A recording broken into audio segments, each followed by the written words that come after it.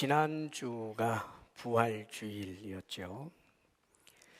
또 부활주일에 칸타타 우리 하나님을 찬양하는 우리 귀한 성가대원들 또 오케스트라 악기와 목소리로 하나님을 높이면서 이 찬양 메시지도 거기에 담겨 있었습니다. 부활의 메시지가.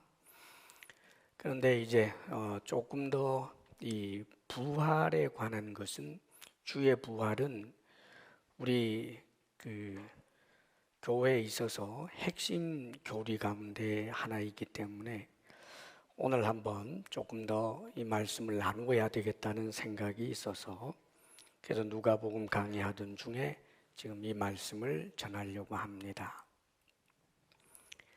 예수님께서 부활하신 것은 정말 부활하신 겁니다. 그러니까 정신적으로나 의미상으로나 그렇게 부활한 게 아닙니다. 사랑하는 이미 죽고 당신은 죽었으나 내 마음속에 영원히 살아있어요, 이런 식으로 부활이 아니다 그 말입니다. 당신은 죽었지만 당신의 가르침은 내 세포 속에 저장이 되어 있습니다, 이런 유도 아니에요. 말 그대로 부활하신 것입니다. 그리고 그 부활은 필연적으로 부활한 다음에 영원히 몸으로 계셔야 되기 때문에, 그 몸은 나사렛 그 동네에서 걸어 다니던 그 몸과는 다른 몸입니다. 분명히 주님께서 부활하신 것은 몸으로 부활하셨지만 피곤해하고 배고프면 먹어야 하고 누가 해를 끼치면 죽을 수밖에 없는 그런 몸이 아닌 정말 놀라운 몸으로 부활합니다. 이 우리 주님 부활에 대한 보도 내용이 사복음서에 다 등장하지요. 그 부활의 정황, 우리 주님께서 죽으시고 그리고 나서 사흘 만에 안식 후 첫날이니까 오늘 말하자면 주일입니다. 이 주일 새벽에 부활하시게 된 내용들을 성경은 다 보도해 주고 있는데, 성경에 보면 그래요. 막달라 마리아라고 하는 여인, 그리고 또 다른 많은 마리아들, 이들에게 예수님께서 당신이 부활하신 모습을 보여주시지요. 거기에 대한 보도 내용도 좀 읽어보면, 특별히 요한복음에서는 막달라 마리아에 관해서 상당히 상세하게 이제 기록해 주고 있습니다. 누가복음에도 그렇고요. 그러면 이 막달라 마리아와 여인들이 이제 우리 주님께서 죽으시고 그 몸에 좀 더 뒤처리를 해드리지 못한 그 안타까움이 있어서 이른 새벽 정말 이제 달려가죠. 그렇게 해서 달려갔는데 무덤을 막아 놓았던 그 큰 돌이 옆으로 옮겨져 있단 말이죠. 그런데 마리아가 허리를 굽혀서 들여다보면서 웁니다. 근데 거기 마침 두 분이 있어요. 흰 옷을 입은, 성경은 천사라고 하죠. 거기서 슬피 울고 그럴 때 천사들이 하는 말이, 예수님 말씀하신 대로 부활하셨다. 그런데도 불구하고 마리아는 예수님 시신을 누가 가져간 줄 알고 시신을 찾는 거예요. 그럴 때 뒤에 누군가가 나타났어요. 예수님인데 아마 그 시대에는 주목해서 누구를 이성간에 그렇게 보는 때가 아니니까, 또 이런 새벽이고 하니까 뒤에 남자가 있는데 동산지기인 줄 알고 혹시 당신이 우리 주님의 시신을 어디에다가 옮겨 놓았다면 제게 주십시오. 그러는데 우리 주님께서 마리아야. 그러니까 비로소 주님인 줄 알고 주님 발 앞에 엎드러지면서 주님 발을 잡으려고 하는 순간에 마리아야, 나는 아직 아버지께 올라가지 않았다. 그 참 감격적인 순간입니다. 저는 그 성경을 읽을 때마다 야, 정말 막달라 마리아가 사랑을 엄청 받았다. 주님께서 하나님 아버지를 뵙기도 전에 부활한 몸을 막달라 마리아, 7 귀신 들렸던 그 여인, 죄인이라고 할 수 있는 이 여인에게 주님이 먼저 보여주신 거예요.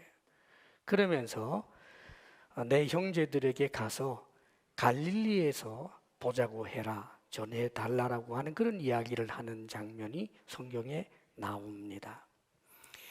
이 막달라 마리아 또 여러 여인들의 일화를 또 넘어서서 제자들에 관한 그런 보도 내용도 있어요. 그 제자들이 모여 있는데 실내에 예수님께서 갑자기 나타나시죠. 그런데 여러분, 예수님이 나타나셨을 때 제자들이 보였던 반응은 두려움입니다. 유령인 줄 안 거예요. 그래서 성경에는 이들이 영인가 하여 두려워했다. 영혼이 나타나는 것, 동양은 특별히 그거 동서양을 막론하고 굉장히 무서워하지 않습니까? 두려워하니까 주님께서 하시는 말씀이 두려워하지 말아라. 영은 살과 뼈가 없지만 나는 너희들이 보는 바처럼 여기 이렇게 살과 뼈가 있느니라. 몸으로 부활하셨다는 것을 밝혀주고 계셔요. 너희들이 한번 내 손에 못자국을 보렴. 자, 그래도 이들이 좀 주저하니까 여기 먹을 것이 있느냐 그러셨어요. 그래서 생선 토막을 드리니까 예수님께서 그 제자들 앞에서 생선 토막을 잡수셨습니다. 그러니까 예수님의 부활은 어떤 영적인 부활이나 신비한 어떤 정신 현상이 아니라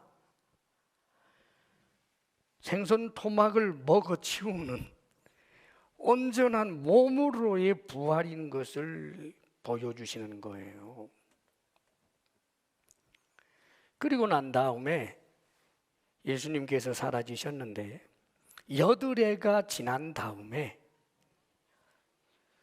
예수님이 다시 나타나십니다. 그런데 전번에 제자들에게 나타날 때 마침 도마가 없었어요. 그래서 이 도마에게 예수님의 부활을 목격한 제자들이 우리가 주님을 보았어 그러니까 난 못 믿겠다. 내가 내 눈으로 예수님 손바닥에 그 못자국을 보고 내 손으로 만져보고 그분의 옆구리에 내 손가락을 넣어보지 않고는 못 믿겠다. 무슨 소리예요? 너희들이 귀신 봤겠지. 너희들이 유령을 본 걸 거야 아마. 혹은 정신적인 어떤 그런 사모함 때문에 나타난 정신현상일 거야. 어떻게 몸으로 부활할 수 있겠는가 해서 못 믿어요. 그런데 이 도마가 있는 자리에 예수님께서 8해 만에 다시 나타나시는 거예요. 그리고 도마를 주목하시면서 도마야, 네가 손을 펴서 내 손바닥에 못자국을 만져보고 네 눈으로 보고 네 손가락을 내 옆구리에 넣어보려무나. 그러자 도마가 그 자리에서 무릎을 꿇으면서 나의 주님이십니다, 나의 하나님이십니다 라고 고백하지요. 그때 하시는 주의 말씀 우리가 기억해야 돼요. 도마야, 너는 나를 본고로 믿느냐? 보지 못하고 믿는 자들은 복되도다. 할렐루야. 사실 여러분, 예수님 부활하신 것을 눈으로 본다라고 하는 것은 예수님이 이 땅에 육신으로 계실 때 예수님과 지근거리에서 예수님을 잘 아는 사람들 가운데서 사도들과 특별히 주의 사랑을 입은 사람들에게 보여주신 아주 은혜 중에 은혜예요. 큰 복이지요. 부활하신 예수님을 직접 본다는 게 얼마나 큰 은혜겠어요. 그런데 여러분, 사실 오늘날 만일 갑자기 예수님이 부활한 몸으로 우리에게 나타나시면 여러분, 그분이 예수님인지 알아요? 우리에게 만일 예수님이 부활하신 몸으로 지금 나타나셔도 당신이 나사렛 예수라고 하는 것을 당신 쪽에서 증명하셔야 돼요. 우리는 그분의 얼굴도 모르고요, 그분의 걸음걸이도 모르고요, 그분이 웃으실 때 입꼬리가 어떻게 올라가는지도 몰라요, 여러분. 그런데 3년 동안 예수님을 모셨던 이 제자들에게 예수님이 나타났을 때 우리가 3년 함께 하시던 예수님이다. 그래서 그들이 첫 번째 부활의 증인이 되는 거예요. 그래서 이 부활의 증인, 첫 번째 이 부활의 증인들이야말로 큰 복된 사람들임에는 틀림이 없습니다. 그런데 여러분, 오고 오는 세대의 모든 이들이 부활하신 주님을 믿게 되는 그 믿음의 근거는 다른 것이 아니라 증인을 통하여 증거되는 말씀으로 믿는 거예요. 지금 도마를 나무라는 것은 이미 예수님께서 이 땅에 계실 때도 당신이 죽으시고 부활할 것에 대하여 여러 번 말씀하셨고, 그리고 이제 부활의 목격자 되는 다른 제자들, 자신들의 형제들이 예수님 부활했다고 이야기하는데도 믿지 아니하는 이 완고함에 대하여 나무라는 거예요. 그럼에도 불구하고 도마를 사랑하시는 주님께서 도마에게서 나타나 주시고 그 도마가 부활의 증인이 되어서 나중에 정말 순교까지 이르게 되는 것을 우리가 역사적으로 알게 됩니다. 그런데 여러분, 오고 오는 세대의 모든 사람들, 예수님에 대하여 정말 우리가 본 적도 없고 그분과 함께 식사한 적도 없지만은 이상하게 예수님이 믿어지는 이들이 있어요. 우리 아닙니까, 여러분? 예수님께서, 나사렛 예수님께서 하나님이라고 하는 사실이 믿어지는 것, 예수님이 십자가에 못 박혀 죽으시는 것이 우리의 죄 때문이라고 하는 것, 내 죄 때문이라고 하는 것이 믿어지는 것, 그 예수님이 부활하셨다라고 하는 사실이 믿어지는 것, 그 예수님이 언젠가는 다시 오실 것에 대하여 믿어지는 사람들, 이 믿음이 있는 사람들이 눈으로 직접 부활의 예수님을 본 것 아니고 만져본 것 아니지만 믿어지는 이들, 복 있는 사람들입니다. 할렐루야. 우리가 복 있는 사람이에요, 여러분. 서로 한번 인사하겠습니다. 우리가 복 있는 사람입니다. 우리가 복 있는 사람입니다, 여러분. 자, 그런데 왜 주님께서 이렇게 부활하신 것, 몸으로 정말 부활하신 것에 대해서 믿어야 될 것, 또 믿는 사람이 복이 있다라고 그렇게 말씀하실까? 이건 정말 중요해요. 오늘 우리가 고린도전서 15장 50절서부터 읽었습니다마는 여러분 집에 돌아가시면 고린도전서 15장 전부를 좀 읽어보세요. 이 예수님의 부활, 또 우리의 부활 소망에 대해서 아주 가장 잘 이렇게 기록되어 있는 것이 고린도전서 15장입니다. 고린도전서 15장 12절에 보면 이런 말씀이 있어요. 그리스도께서 죽은 자 가운데서 다시 살아나셨다 전파되었거늘 너희 중에서 어떤 사람들은 어찌하여 죽은 자 가운데서 부활이 없다 하느냐 그럽니다. 이 고린도 교회 예수 믿는다고 하는 사람들이잖아요. 그런데 예수를 믿는다고 하는 이 사람들 가운데서 어떤 사람들은 예수님 부활이 없다는 거예요. 예수님을 스승으로 믿고 예수님을 주님이라고 믿는다고 하면서도 예수님의 부활은 믿지 않아요. 기억하십시오. 이럴 수 있어요. 교회 다니고 성경도 읽고 그러는데 예수님 부활은 안 믿어요. 그런데 여러분, 예수님 부활을 안 믿는다는 것은 사실상 주님과 상관이 없는 것이 되어버리고 맙니다. 우리 예수님께서 부활하신 것을 안 믿는다는 것은 여러분, 예수님 지금 죽어 없다는 뜻 아닙니까? 그냥 영혼으로 어딘가 노을거리는 것으로 생각하는 거 아니에요. 사랑하는 여러분, 우리는 죽은 예수를 믿는 게 아니라 살아있는 예수님을 믿는 거예요. 예수님의 부활을 믿지 못한다라고 하는 것은 예수님이 다시 재림한다는 것을 믿지 못하는 것이고, 예수님 당신이 부활할 것에 대하여 말씀하신 것을 믿지 못하기 때문에 결국은 예수님을 믿는다라고 하면서도 예수님을 거짓말쟁이로 취급하는 거예요. 부활을 안 믿는다, 예수님 부활을 안 믿는다, 예수님과 상관이 없어요. 여러분, 스스로의 착각이에요.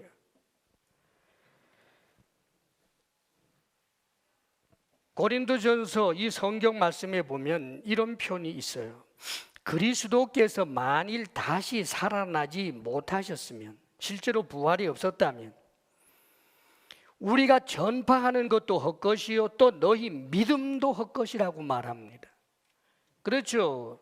사도들이 복음을 전한 것도 헛된 수고한 것이고, 뿐만 아니라 우리가 가진 믿음도 헛된 것이라는 말이에요. 계속해서 말씀하기를 더 무서운 이야기를 하는데, 너희가 여전히 죄 가운데 있을 것이요 라고 표현하고, 그리스도 안에서 잠자는 자들도 망하였으리니 라고 표현해 줍니다. 무슨 소리예요? 예수님 소망하면서 온갖 박해를 당하고 순교를 당한 사람들도 지천으로 많은데, 그 시대에 그들도 전부 망하는 것이다, 다 쓸데없는 짓을 해버린 것이 된다는 거예요. 여러분, 사랑하는 여러분, 예수님은 부활하셨고 부활하신 것을 믿지 못한다는 것은 사실상 예수님과 상관이 없는 사람이 되어버리고 마는 것입니다.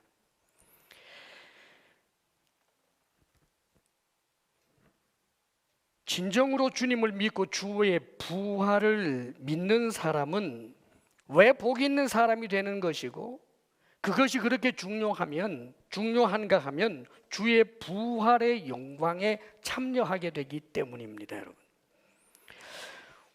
우리가 믿는 신앙은 언젠가 우리가 몸으로 다시 부활할 것을 믿는 거예요. 그런데 우리가 부활하게 되는 그 몸은 우리 주님처럼 그 영광스러운 몸에 참여하게 된다는 말입니다. 그리스도께서 잠자는 자들의 첫 열매가 되셨도다. 아담 안에서 모든 사람이 죽은 것 같이 그리스도 안에서 모든 사람이 삶을 얻으리라. 20절에는 이런 표현을 써주는데, 여러분 기억하십시오.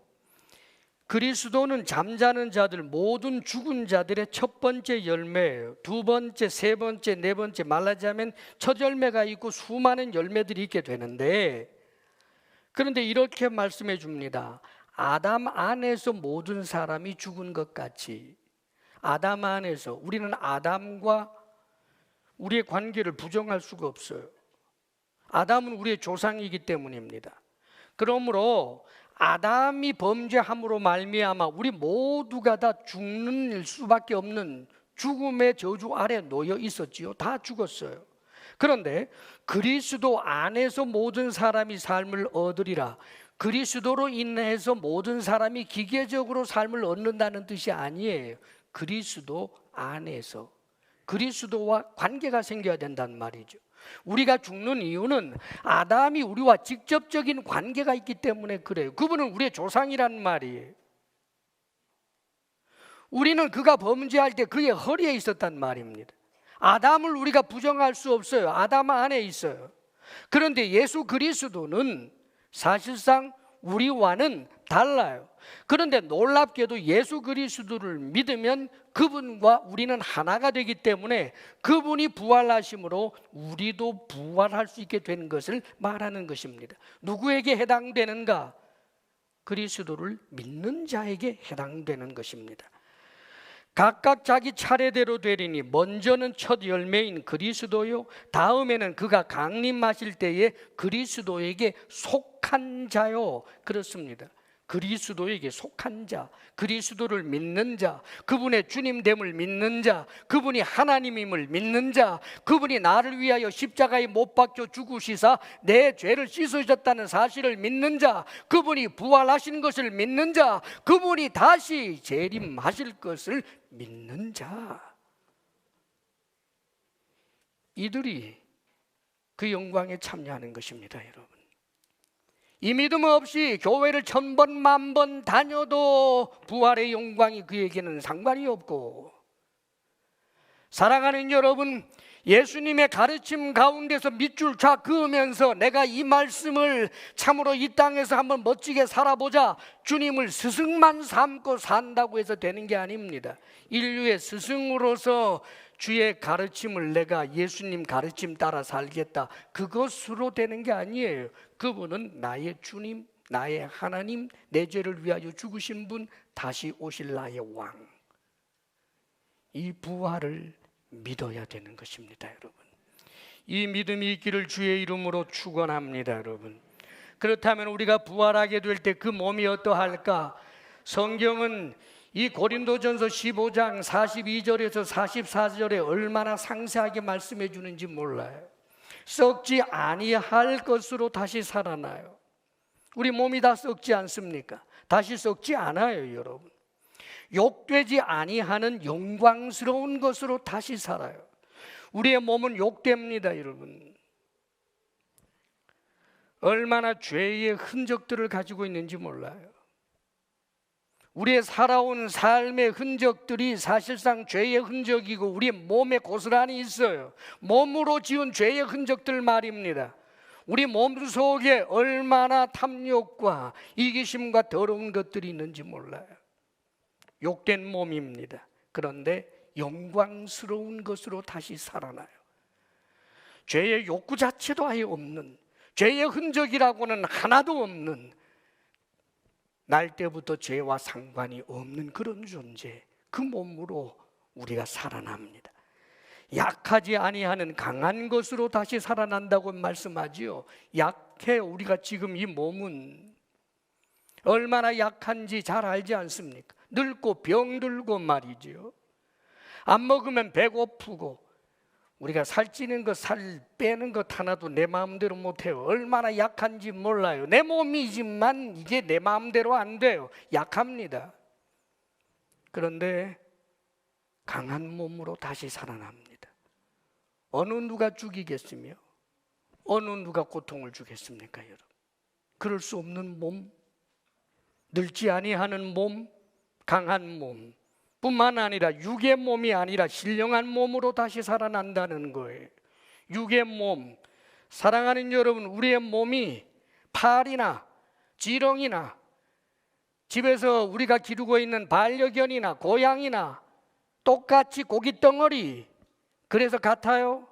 아닙니다. 여러분, 그 영광이 완전히 달라요. 부활의 몸은 육의 몸이 아닙니다. 신령한 몸입니다. 여러분들이 아무리 애지중지하고 사랑하는 그 고양이가, 반려견이 부활의 몸으로 바뀌는 게 아니에요. 여러분, 인간이라고 하는 그 존재가 얼마나 대단한 존재이며 더더군다나 예수 그리스도를 믿게 될 때 그에게 주어지는 이 엄청난 부활의 영광이라고 하는 것은 상상을 넘어서는 영광인 것입니다. 왜 이렇게 썩지 아니하고 영광스럽고 강하고 신령한 몸으로 부활해야 할까? 그 이유에 대하여 오늘 50절 말씀이 가르쳐주고 있습니다. 여러분, 50절 말씀 우리 같이 한번 읽어보겠습니다. 시작. 형제들아, 내가 이것을 말하노니 혈과 육은 하나님 나라를 이어받을 수 없고 또한 썩는 것은 썩지 아니하는 것을 유업으로 받지 못하느니라. 우리는 하나님 나라를 유업으로 받아요.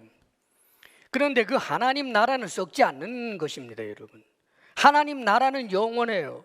그런데 썩을 몸으로 어떻게 썩지 아니하는 하나님 나라를 유업으로 물려받을 수가 있겠으며 누릴 수가 있겠습니까? 사랑하는 여러분, 이 유한한 썩을 몸으로 어떻게 영원 속에서 영원으로 있을 수 있느냐는 말이에요. 그렇기 때문에 이 놀라운 신령한 몸으로 부활케 하는 것입니다. 우리가 조금 전에 사도신경 신앙 고백할 때 몸으로 다시 산다는 것을 믿는다고 고백했습니다. 사실 이 세상의 수많은 종교들이 대부분 영혼 불멸 거의 다 믿어요. 사람은 썩어 문드러져도 그 영혼은 어딘가에 좋은 데 갈 거다. 영혼의 어떤 세계, 4차원인지 5차원인지 하여간 어딘가에 영혼이 그렇게 있을 것이라고 생각합니다. 다들 그렇게 생각들을 하지요. 그러면은 우리가 눈으로 만지는, 우리가 눈으로 보는, 손으로 만지는, 우리가 걷는 이 세상들은 전부 하찮은 것입니까? 아닙니다, 여러분. 하나님은 우주와 그 가운데 모든 것을 만드시고 하나님 보시기에 좋았더라고 이야기하는 거예요. 어떤 정신세계가 혹은 지금 이런 우리가 현실적으로 경험하고 있는 이 물질 세계는 누추하고 더러운 것이고 어떤 고상한 세계가 따로 있는 그런 것 아니에요.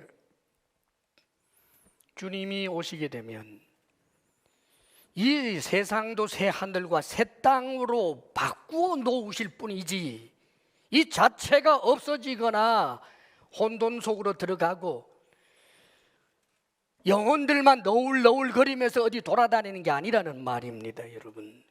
그러므로 주님께서, 하나님께서 직접 창조하신 이 하늘에 빛나는 별들 아름다운 것입니다. 하나님이 만들어 놓으신 산과 들과 모든 것 다 아름답고 하나님 보시기에 좋은 거예요. 인간들이 범죄함으로 저들이 저주 아래 놓이고 모든 피조물도 신음하고 있지만은 그러나 그날이 오면 이 만물도 새롭게 되는 것입니다. 할렐루야. 그렇기 때문에 우리가 몸으로 부활하여 영원한 세계에 있기 위해서는 이 몸이 현재의 이 몸으로는 안 돼요.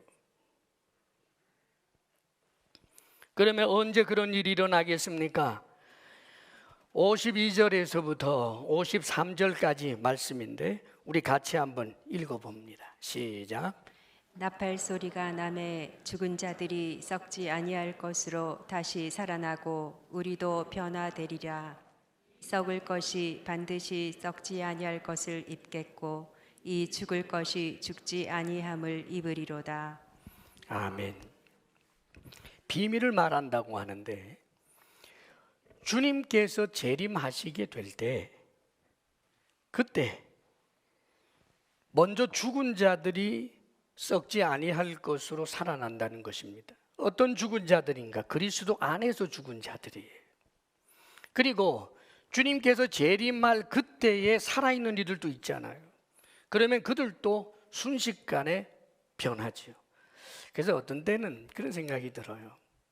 예수님이 이렇게 우리가 살아있을 때 오시면 내가 확 변하면서 말하자면 죽음을 경험해 보지 않고 그냥 이렇게 싹 변해서 공중에 이제 주를 영접하게 되는 것. 데살로니가전서 4장에도 그 말씀이 나와요. 동화보다도 더 동화 같고요, 전설보다 더 전설 같아요. 그러나 진리입니다. 할렐루야. 확 변할 때 키는 좀 컸으면 좋겠어요.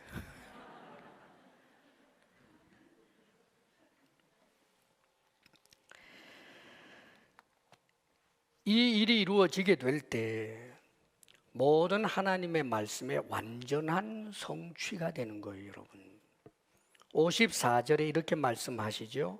이 썩을 것이 썩지 아니함을 입고 이 죽을 것이 죽지 아니함을 입을 때에는 사망을 삼키고 이기리라고 기록된 말씀이 이루어지리라. 사망을 삼키고 이기는 일, 아직은 우리 속 현실이 아니에요.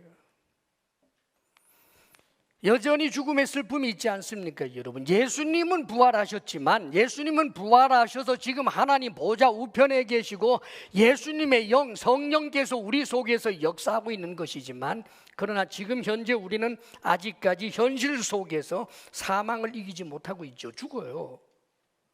그러나 여러분, 이미 약속 가운데 사망을 완전히 이기고 승리하게 될 것에 대해서 우리가 믿습니다.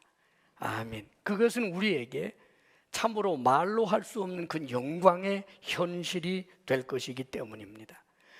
그러므로 이 믿음을 가지고 바울은 이렇게 외쳐요. 사망아, 너의 승리가 어디 있느냐? 사망아, 네가 쏘는 것이 어디 있느냐? 사망이 쏘는 것은 죄요, 죄의 권능은 율법이라. 우리가 죽을 수밖에 없는 것은 죄 때문이었는데 예수님이 십자가에 못 박혀 죽음으로 죄를 씻어주시고, 그래서 율법의 저주 아래에서 완전히 벗어나게 했고, 그러므로 사망아, 너는 나를 더 이상 가두어 놓을 수가 없다. 내가 죽는다고 할지라도 잠시 잠자는 것처럼 있다가 주께서 재림하시게 되는 그때에 참으로 사망을 이기리라고 한 말씀이 완전히 이루어질 것이다 라고 기뻐하는 바울의 모습을 우리가 상상해 볼 수 있어요. 사랑하는 여러분, 이 기쁨이 있습니까? 믿음은 이런 것입니다. 부활을 소망하는 우리들은 이 부활로 인하여 죽음에 대하여 지나친 두려움이나 깊은 절망의 바닥에 떨어져서는 안 되는 거예요. 사랑하는 여러분, 두렵지요. 그러나 선을 넘지 마십시오. 슬프지요. 그러나 선을 넘지 마십시오, 여러분. 우리는 죽음 아래 있는 자들이 아니지 않습니까? 그러므로 슬픔을 오히려 허물어 내면서 감사하고 기뻐할 수 있는 이들이 우리들인 것입니다. 이렇게 살 때 그가 복이 있는 사람이에요. 우리에게 주어진 복은 나중에 주어질 복만이 아닙니다. 현실을 살아가는 데 있어서 얼마나 복된지 몰라요. 감사하며 살고, 기뻐하며 살고, 사랑하며 살고, 용납하며 살고, 그렇게 살아갈 수 있는 그 능력과 힘이 부활을 소망하는 우리들에게, 부활에 관한 큰 믿음이 있는 그에게 현실에서 강력하게 살아갈 수 있는 힘이 있게 되는 것입니다. 오늘을 살아가는 것이 너무너무 지긋하다면 사랑하는 여러분, 여러분들이 가지신 믿음을 점검해 보십시오. 정말 그렇게 절망할 이유밖에 없는 것입니까? 정말 그렇게 슬퍼할 이유밖에 없는 것입니까? 정말 자기 자신의 생일을 저주할 수밖에 없는 그것밖에 없는 것입니까, 여러분? 부활의 소망은 현재를 힘있게 살 수 있게 하는 능력인 것입니다, 여러분. 이 부활의 소망을 견고하게 붙들 수 있기를 주의 이름으로 축원합니다.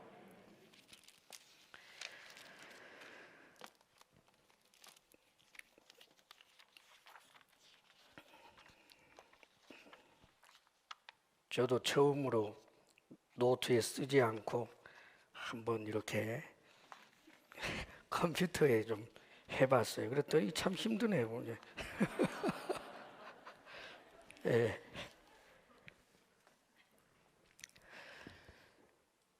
사도 바울이 이렇게 우리에게 권고해 줍니다. 여러분, 오늘 그 말씀 57절, 58절 말씀, 이걸 한번 우리가 함께 봉독합니다. 시작. 우리 주 예수 그리스도로 말미암아 우리에게 승리를 주시는 하나님께 감사하노니, 그러므로 내 사랑하는 형제들아, 견실하며 흔들리지 말고 항상 주의 일에 더욱 힘쓰는 자들이 되라. 이는 너희 수고가 주 안에서 헛되지 않은 줄 알미라. 아멘. 지금 이 부활에 대한 믿음을 갖고, 이 믿음은 곧 소망으로 연결이 되고, 그럼 이 소망이 우리를 현실 속에서 감사하며 살고 뿐만 아니라 주의 일에 더욱 힘쓰는 자들이 되어야 된다는 거예요. 주의 일을 더욱 힘쓸 때 그것은 결코 헛되지 않기 때문이라고 이야기하죠. 사랑하는 여러분, 주의 일이 뭐겠어요? 주의 일, 주님께서 가장 원하시는 일, 우리는 너무나 잘 알고 있습니다. 우리 주님께서 저 수가성 여인에게 복음을 전하면서 내가 이 일을 위하여 왔다라고 하시는 말씀을 하신 적이 있죠. 우리 주님께서 이 땅에 오신 목적이 인간을 구원하기 위해 오신 것 아닙니까? 썩을 수밖에 없는 이들에게 썩지 아니할 몸을 주고 이 유한한 세상이 아니라 저 영원한 세상에서 살 수 있도록 하기 위하여 죄로 인하여 영원히 지옥에 던져질 이들을 구원하기 위하여 오신 것이 주님이시고 보내신 이가 아버지 하나님이시고 지금도 역사하시는 분이 성령님이신데 성부, 성자, 성령 이 하나님께서 가장 소원하시는 당신의 일이 뭐겠어요, 여러분? 인간 구원이에요. 그걸 주님이 가장 원하신다고요. 그러면서 주님께서 승천하실 때 이제 마무리를 성령과 더불어 천사들에게 맡기는 것이 아니라 주님을 믿는 이들에게 그들로 구성된 교회를 주시고 이 교회를 통하여 안 믿는 자들을 믿게 하고 믿는 자들이 연약하여서 흔들릴 때 그가 더 잘 믿을 수 있도록 사랑으로 돌보게 하고 어떻게 해서든지 이 풍파 많은 세상에서 믿음을 지켜내고 영원한 영광에 서게 하는 일, 그것이 지금도 성령이 역사하시면서 주님께서 하시는 일 아닙니까? 그러므로 사랑하는 여러분, 한 영혼을 구원하기 위한 여러분의 땀방울이 결코 하찮은 것이 아닙니다. 세상 사람들이 조롱한다고 조롱받을 일이 아니에요.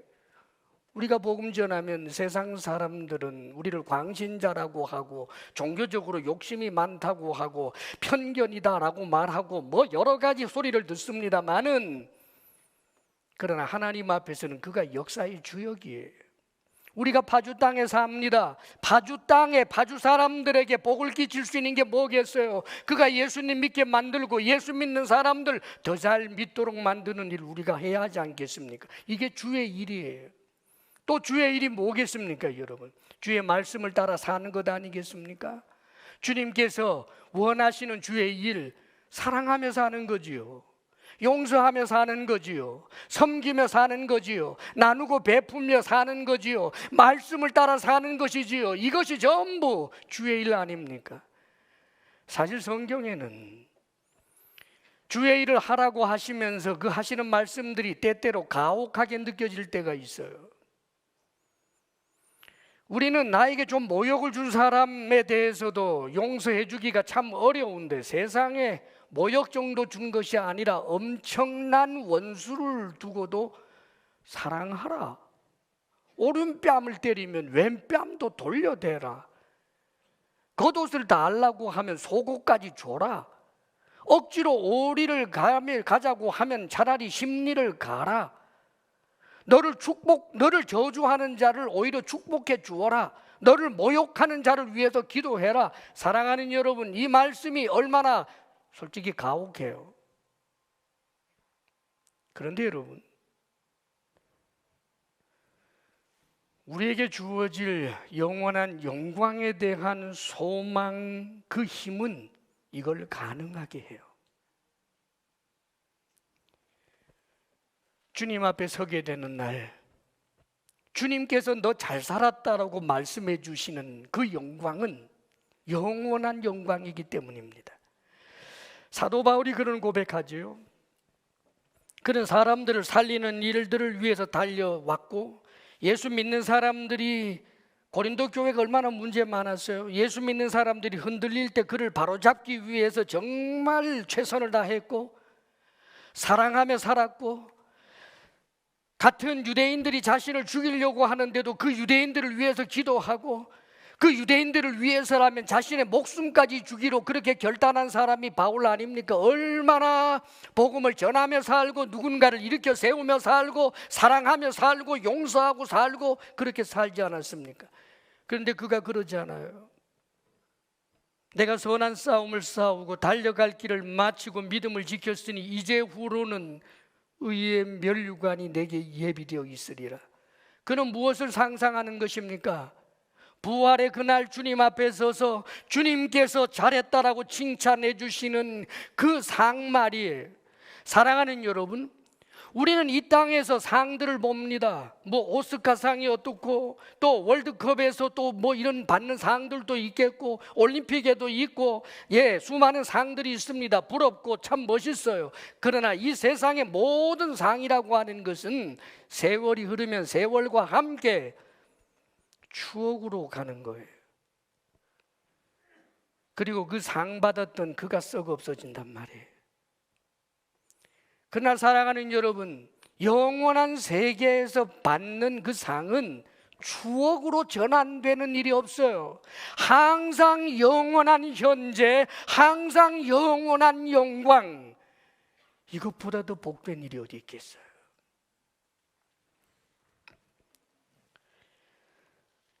성경은 속지 말라고 말합니다.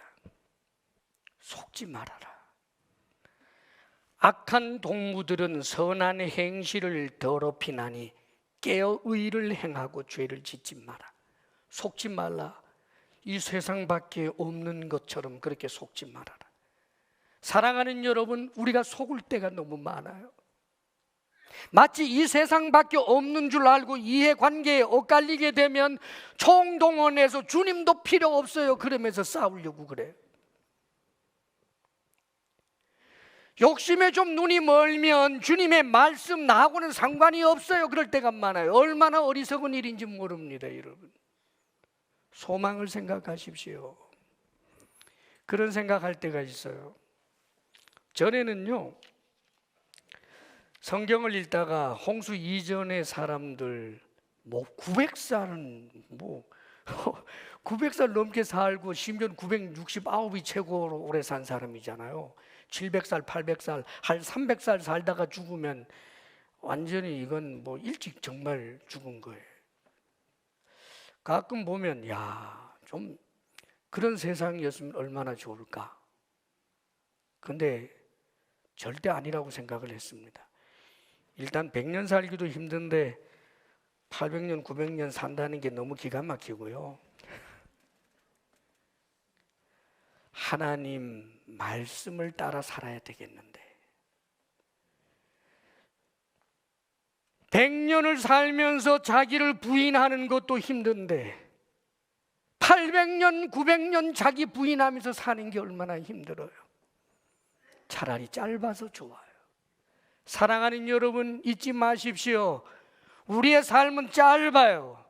아주 짧아요. 우리에게 주어질 세계는 영원한 세계예요.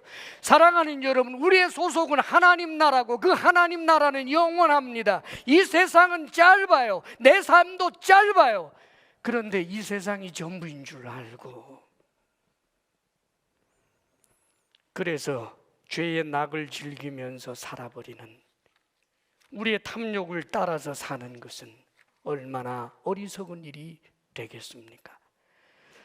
우리가 이 땅에서 주의 말씀을 붙들고 주의 주되심을 인정하며 사랑하고 살고 용서하고 용납하고 감사하고 기뻐하고 뿐만 아니라 복음을 전하고 믿는 내 형제 자매들을 더 잘 믿도록 애쓰며 살고 그렇게 사노라 보는 세월은 쏜살처럼 지나가고 그리고 부활의 그 아침 우리는 얼마나 더 복된 사람으로 드러나겠습니까?